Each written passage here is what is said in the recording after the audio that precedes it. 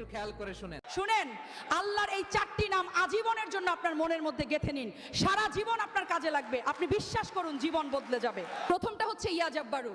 জীবনে যখন অনেক কষ্ট পাবেন, কাছের মানুষ যখন আপনার হৃদয়টা ভেঙে চুরমার করে দেবে, তখন প্রতিদিন এটা পড়বেন।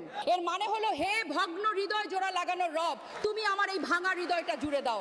দেখবেন ভেতর থেকে এক অদ্ভুত প্রশান্তি পাবেন। দ্বিতীয়ত, আপনার যদি রিজিকের খুব অভাব হয়, পকেটে টাকা না থাকে, তখন পড়বেন ইয়া রাজ্জাকু।